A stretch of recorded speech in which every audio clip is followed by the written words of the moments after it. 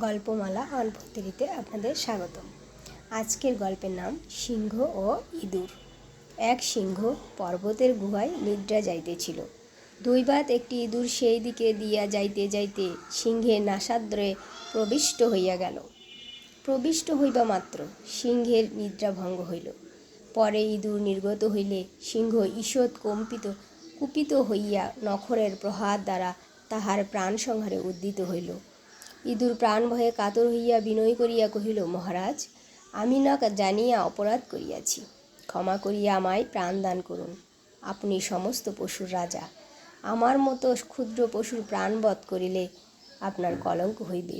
সিংহ শুনিয়া ঈষৎ হাস্য করিল এবং দয়া করিয়া ইঁদুরকে ছাড়িয়া দিল। এই ঘটনার কিছুদিন পরে সিংহ ইতস্তত ভ্রমণ করিতে করিতে এক শিকারীর জালে পড়িল। বিস্তর চেষ্টা করিল, কিছুতেই জাল ছাড়াইতে পারিল না। পরিশেষে প্রাণ রক্ষা বিষয়ে নিতান্ত নিরাশ হইয়া সে এমন ভয়ঙ্কর গর্জন করিতে লাগিল যে সমস্ত অরণ্য কম্পিত হইয়া উঠিল।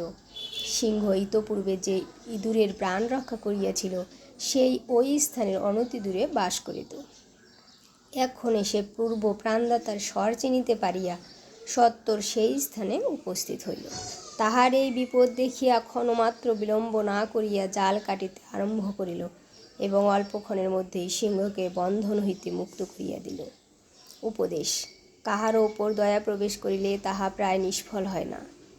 যে যত ক্ষুদ্র প্রাণী হোক না কেন, উপকৃত হইলে কখনো না কখনো প্রত্যুপকার করিতে পারে।